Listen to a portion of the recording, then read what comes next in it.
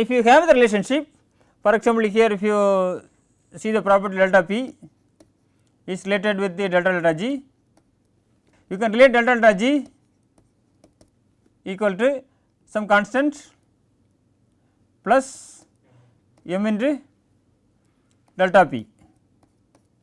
So, delta p is a property value and c is a constant, because if you make a straight line, right, if you see the values like this, right, we can use this equation to calculate delta g, and then you can see whether you can predict. So, if you have some set of values and you frame the equation, and then if you have new mutation, right, you know the c and m and substitute value delta p, you can calculate delta g, right, you can predict stability if you have this a good correlation.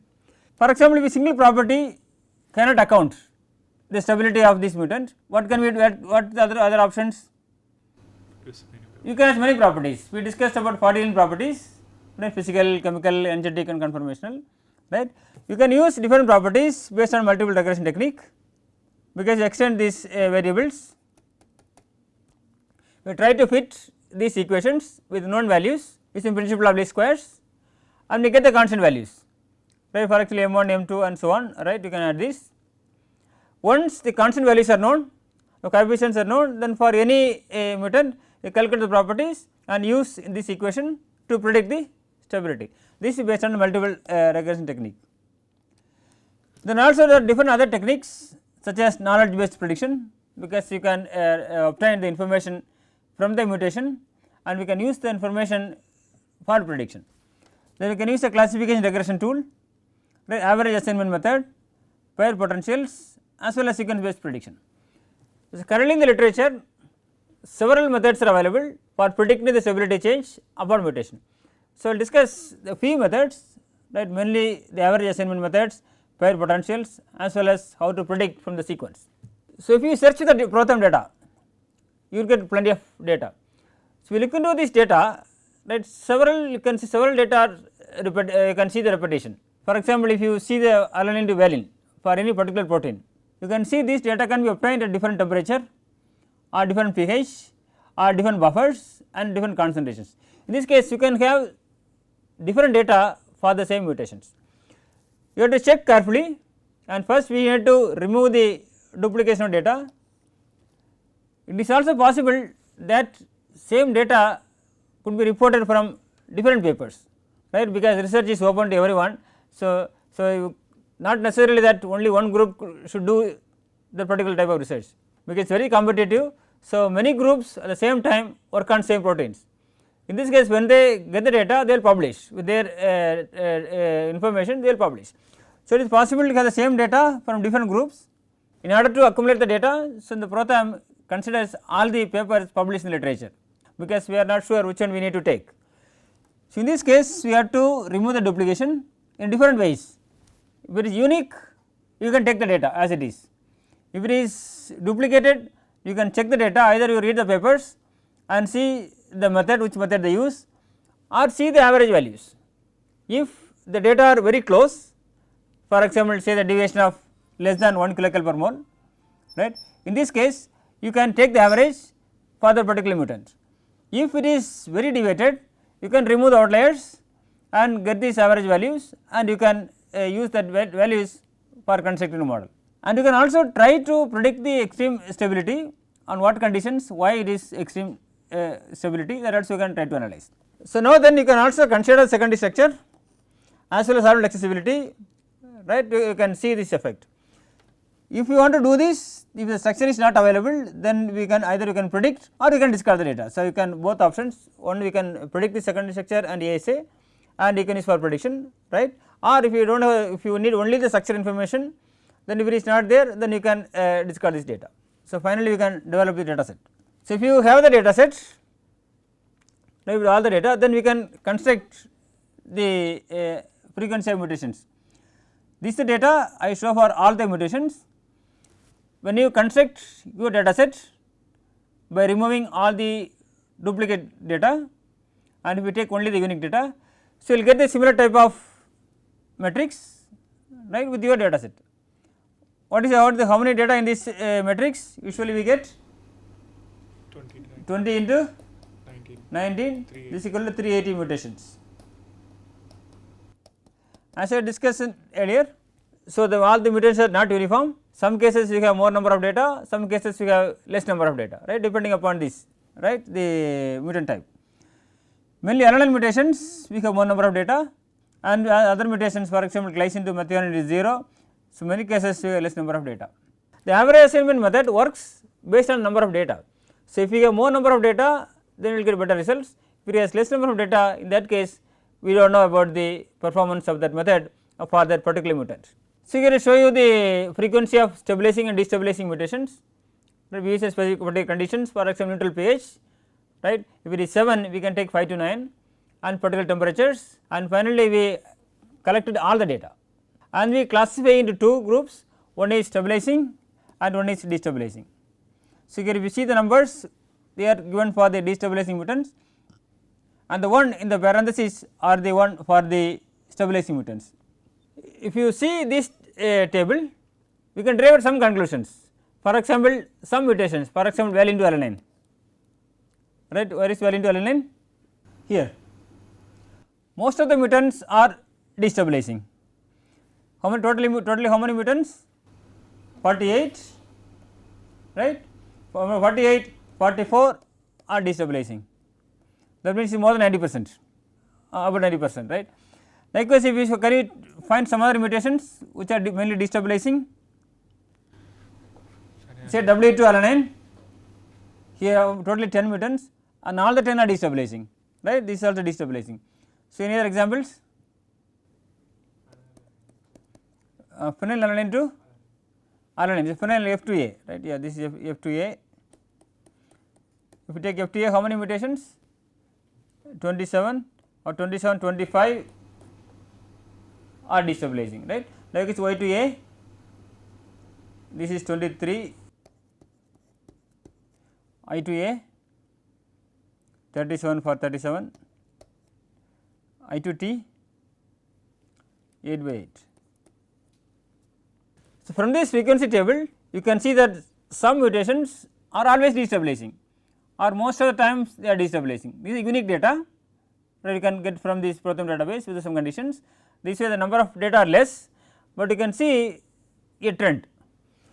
Likewise, if you see the stabilizing mutations, for example, you take N to I. What is the case of N to I? 2 out of 2 by 2, right. This 2 by 2. There are only 2 mutations are stabilizing, or both of them are stabilizing. What is K to S? This only 1. This 1 by 1. So, any other stabilizing mutations? If you see here, this is a 2, E to W, right. This out of 2, both are stabilizing, but the numbers are very less because it is very difficult to stabilize a protein compared to the destabilizing a protein, because if you make any mutations, they will destabilize the protein. So, because it is very important to enhance the mutations, this way the stabilizing mutations are less. So, this is the reason why the numbers are less. And if you have some cases, they will both stabilize and destabilize. For example, take K to M, right. Out of 9, if you take K to M, 9, 4 are destabilizing and 5 by 9 are stabilizing. In this case, we do not know if you change the lysine to methionine, it may stabilize or it may destabilize. So, can you tell some other example which can act as both stabilizing and destabilizing? E to L. What is E to L? E to L 2, this is what are 4, 2 are 50%, right. It is just we do not know. So, if you do the average assignment method, if you can see many mutants are destabilizing, for example valine to alanine, if you have a new mutation valine to alanine, you can assign okay this is destabilizing, or if you find a mutation, right, asparagine to isoleucine, you can easily say that okay this will stabilize. On the other hand, in some cases, right, for example V to I, E to K, right. What is the V to I? This has V to I 8 and 10, 8 by 18 and 10 by 18, right. In this case we do not know whether stabilizing or destabilizing. With the maximum number we will take stabilizing, right. In this case we will have a lot of negative values, right. So, we assign these numbers and we can predict the stability change, whether this will increase or this will decrease. It is very easy. Make a matrix. Now, we know the stabilizing mutants and destabilizing mutants, and you can make a table. These are the mutations which stabilize, and these are the mutations destabilize. If it is 0 0, then we do not know, we cannot predict anything. For any mutation, if we take a protein, each location, it can be 19 possibilities, right. You can do these mutations, right, and get the percentage accuracy with known data. We can get about 60 to 70%, up to 70% accuracy you can get, depending on the data, because in this case you will get the very high performance, because these mutations are very frequently occurring mutations. In this case your accuracy is very high. So, what will happen if the stabilizing and destabilizing effects, even in the stabilizing effects, some cases few of them are in the other hand, right, because this one we considered all the mutants together. Now, it is possible to classify these mutants based on the secondary structure or based on solvent accessibility. If you classify this based on secondary structure, we can make 3 classes: helix, strand and coil. If you classify based on accessibility, then also we can make 2 classes or 3 classes, right, for example buried or partially buried or exposed and exposed, right. You can make 3 groups of secondary structure, 3 group for accessibility, then you have 3 matrix based on secondary structure and 3 matrix based on accessibility, right. Then if the new mutations come, you will check the secondary structure. If this is helix, then pick up from the matrix from helix. If it is strand, then pick up the matrix from strand. Or you can take this is buried, if from the buried, and the exposed from the buried exposed, right. Then you can combine, make 9 matrices. For the helix based on solvent accessibility 3, for the likewise strand and coil 3 multiplied by 3, we can get 9 matrices if you classify based on both secondary structure and ASA. Now, if you have new mutants, first you check what is secondary structure, what is solvent accessibility, then accordingly pick up the data, right. So, what is the disadvantage of having this classification? What is the advantage of having this classification? More accurate prediction. Yeah, advantage is okay, because even if the same mutation can stabilize and destabilize, depending on the location you can classify. In this case your accuracy will improve. Disadvantage, if you see, you do not get sufficient number of data, although here it is many zeros. If you classify, then all these 20 will be in the 9 groups with less number of data. So, the data is the problem. If you have more number of data, right, then it is easy to classify and you can get better predictions. This is a classification. Now, if you want to predict the real values, right, what can we do? For example, if we have these mutants, for this is C to A, it is 4, all the 4 we know the values, take the average, now this is the value, right, minus 1.9. This for the destabilizing, and for the stabilizing we give the values in the parenthesis, right, we have the values. So, now if we have a new mutation, right, for example it is alanine to valine, so you can say this is minus 1.7, because this is the highest value, so put minus 1.7, then assign all the values and you can calculate the error. Then how to calculate the error? That is experiment minus predicted. You will take the absolute, because either experiment will be higher and the predicted will be higher, and you add up all these values and you will be n is the total number of mutants. You take the predicted values, take the absolute values and you can get this n. Also you can calculate the correlation, because we have the experimental values here, the predicted values also here. So, you can get this is the experimental, this is the predicted. So, you can get the correlation. Okay, so, what is the status? If you do like this, you can get around up to an accuracy of about 70%.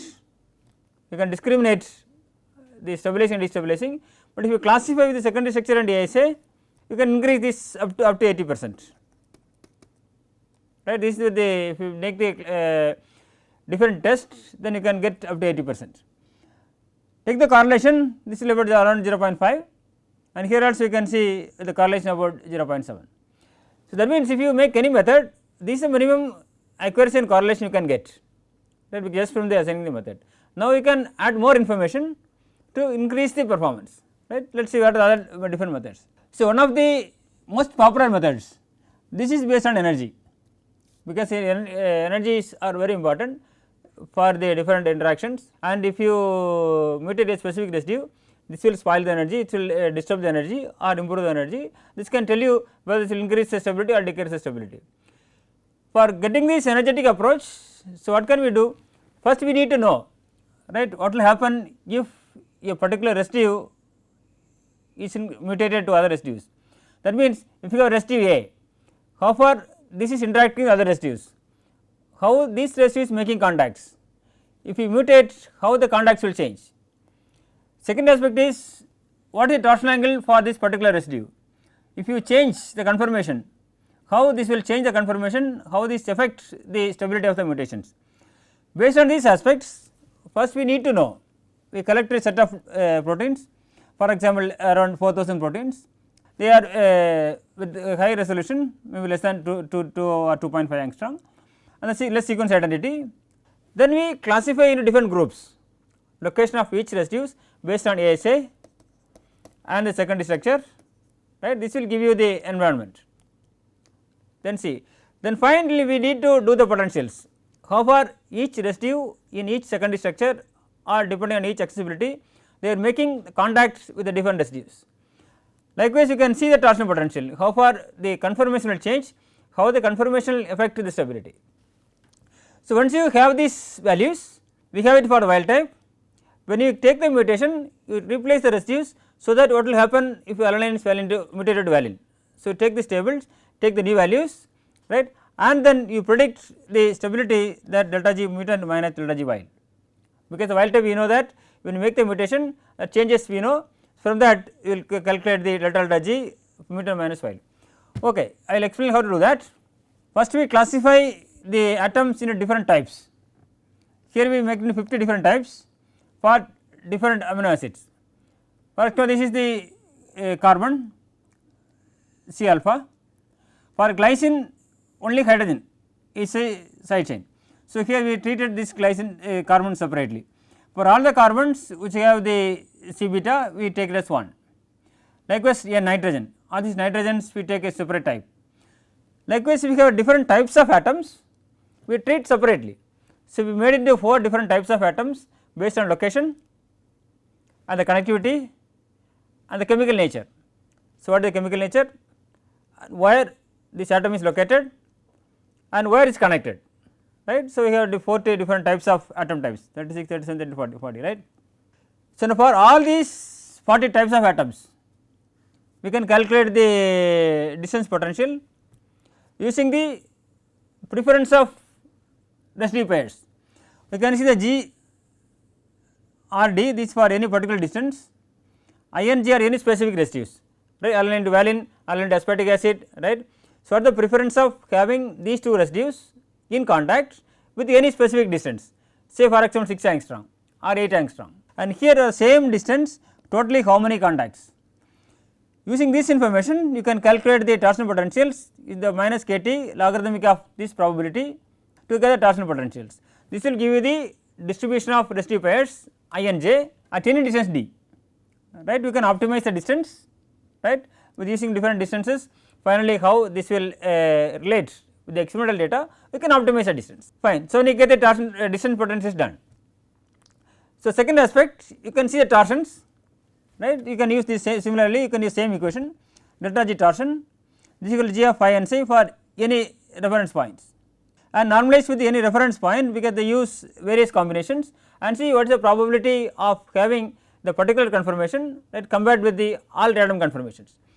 Then we convert this into potential by multiplying with minus kT logarithmic of this one, right, you can see torsion potentials. So, 2 different aspects, one is based on distance, one is based on torsion, then we combine these two, right. So, here you can see the torsion potential and the distance potential, right, and this is a constant, this is a kind of multiple regression technique. For all the cases we know the values, because we know the delta G torsion and delta G the distance potential. Delta G we know, then we use principle of least squares. So, use the least square fit,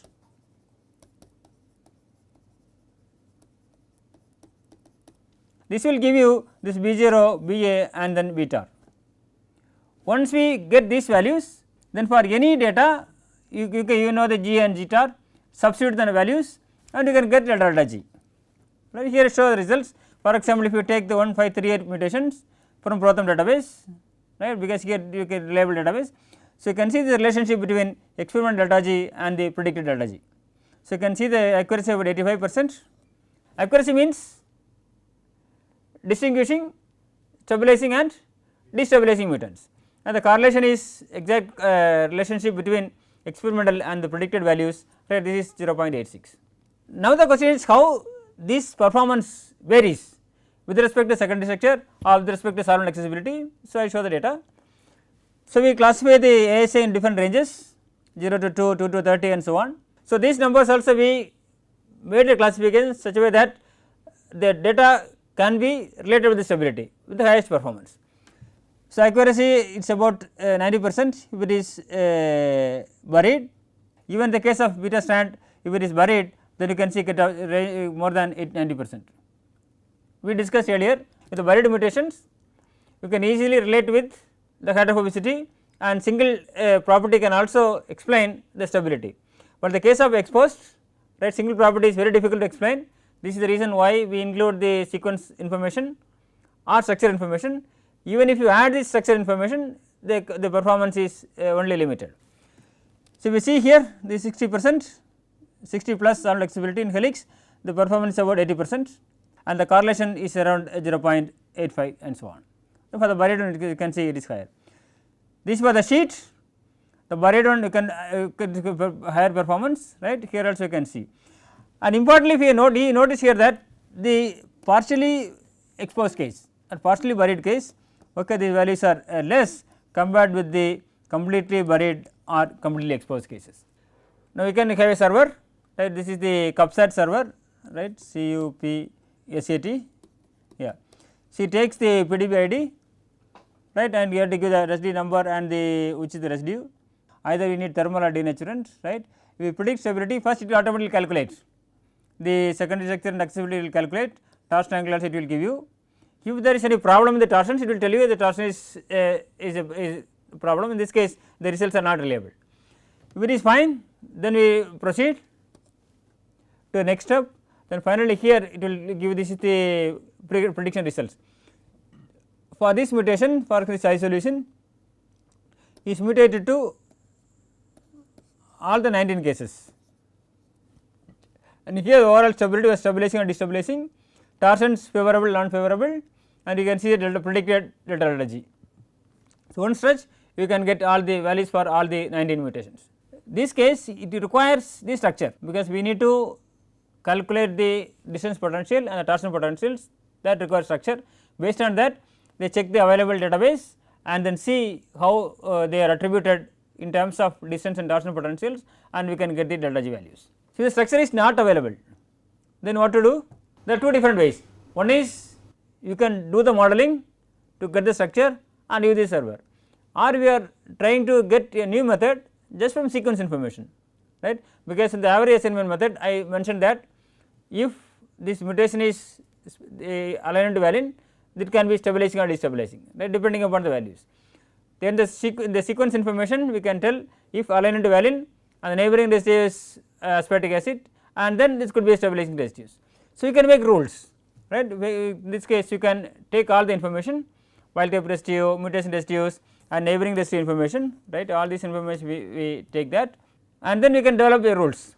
For example, wild type residue is alanine, right. So, A is the wild type residue, A is mutated to any other residue, and if the neighboring residue contains glutamic acid, then this is destabilizing, right. In this case you use various options available. So, it could this rule can predict up to the accuracy of 97%.